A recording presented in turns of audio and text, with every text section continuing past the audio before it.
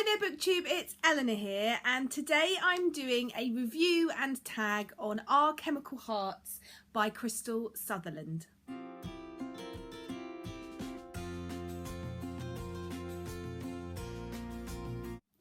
So I've been asked to take part in the blog vlog tour for this book, and so I agreed readily. I was really interested to read the book, and after reading it I thought it fit really well with a tag. So I thought, just for a little bit of a change up, I'm going to do a tag for this book.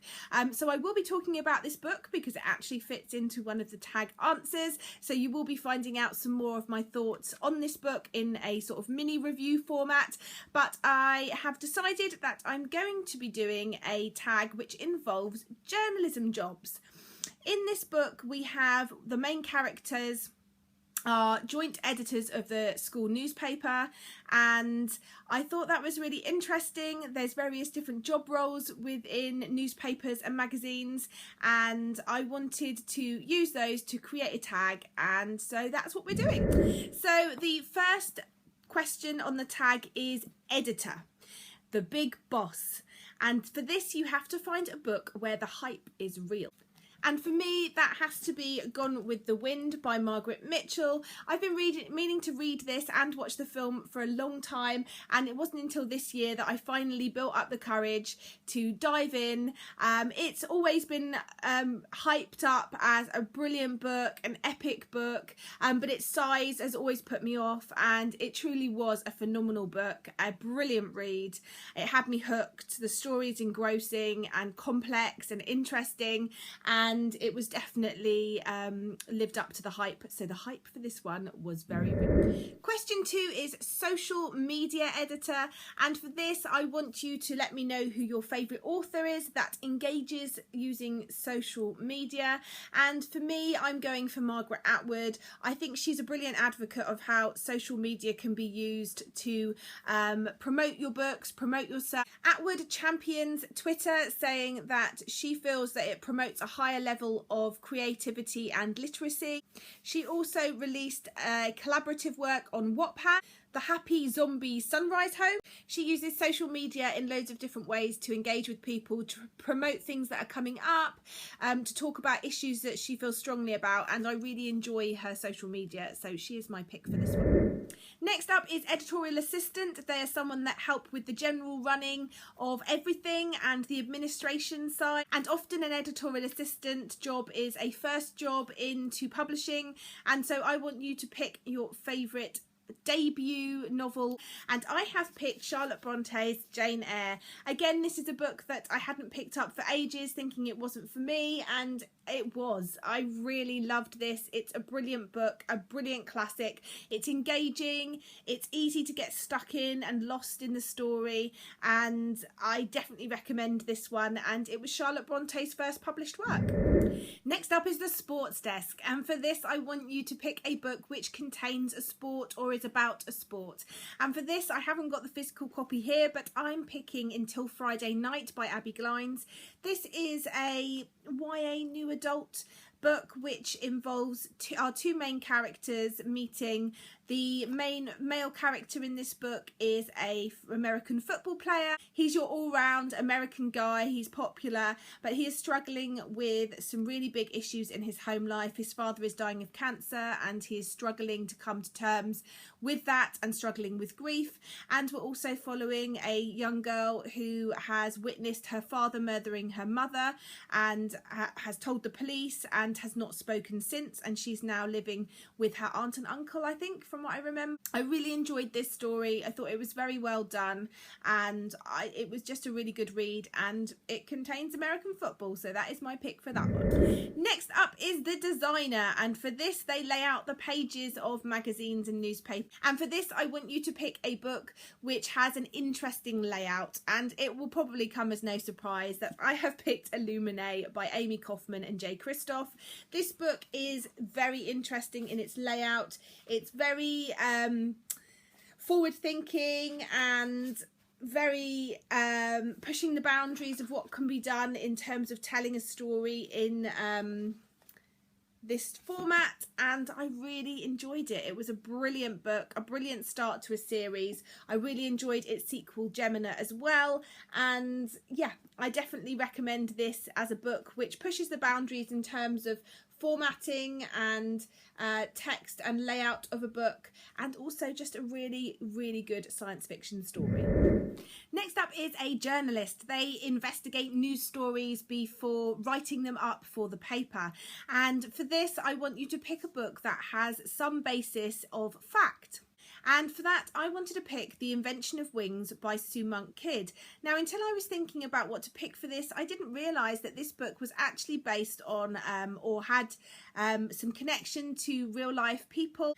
And our main character in this book, Sarah Grimke, I think it's pronounced, I'm not 100% sure, was inspired by a real life feminist abolitionist of the same name.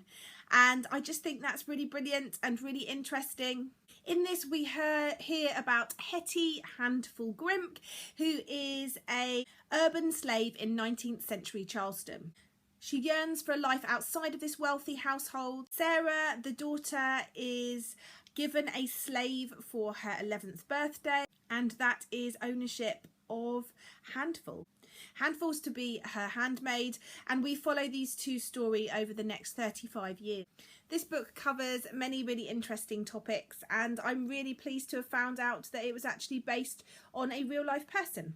So that is my pick for journalist. Next up is the sub-editor, and they are the person that checks all the fact checking and checks things are factually correct.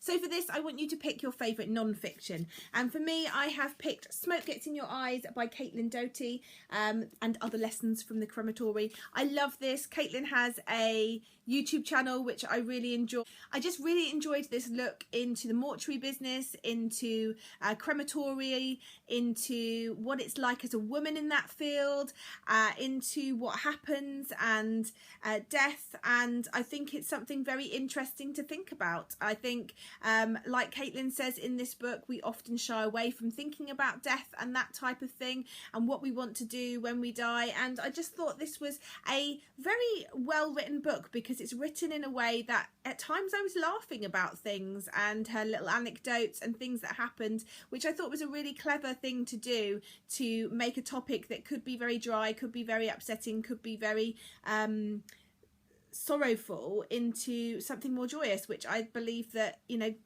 we should be celebrating people's lives and looking into how we want to have our bodies dealt with when we pass on. And so I just thought this was a really good read. And then finally, the photographer. This is the person that takes the photos, and for this I want to pick you to pick one of your favourite front covers of a book, and for this I have picked Our Chemical Hearts by Crystal Sutherland. I absolutely love the cover of this. I love how it's white, and I love the way the fish look like they're swimming on top of it. I just think this is a really beautiful cover. I'm a sucker for blues anyway, but I just love its simplistic style, but the use of these fish on the cover. They're slightly different texture, they're sort of shiny, you can't really see, but they're in sort of a more glossy, which makes sense when you read the book, and yeah, they fit in very well with the story as well.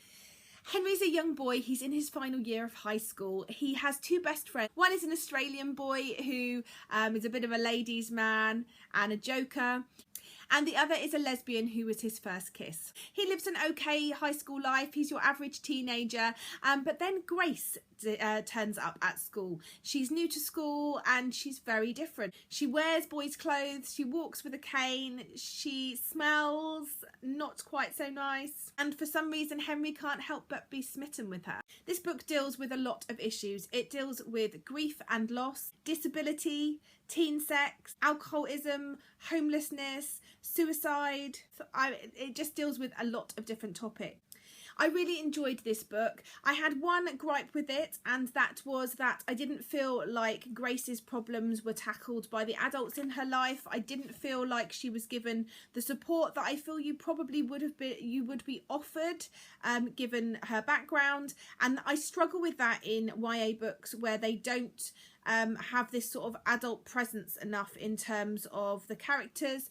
However, there were many plus points to this story. Dialogue in this is great, and the banter between the characters is really brilliant and engaging. It had great characters, and the side characters were great as well, and we learned their story as well, which I think is really great. It made them more rounded characters. There's really interesting family dynamics. Henry comes from a family with a mother and father, and him and a sister, but his sister is 12 years older, and so he was born later in his parents' life, which I think is an interesting idea. His sister was a bit of a rebel child. She was arrested 3 times within her senior year, and so at school Henry is often tarred with a bit of a brush.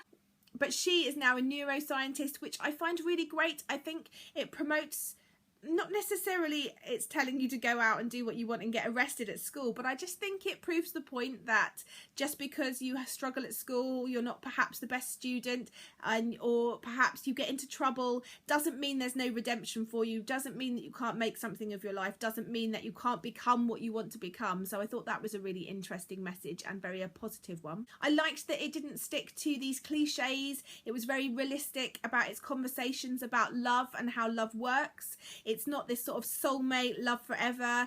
There's some very realistic conversations that go on about love. I really enjoyed this book, as I say, and it definitely gets my award for the photographer for my favourite front cover at the moment, and I gave this one 4 stars. So that is my tag. If you fancy doing the tag, I'd love to see your take on it and your answers to the questions. I'll write them all down below, and yeah, check out Our Chemical Hearts by Crystal Sutherland if you fancy a YA contemporary with some really interesting topics covered in a really good way. So that's it from me. Bye for now, BookTube.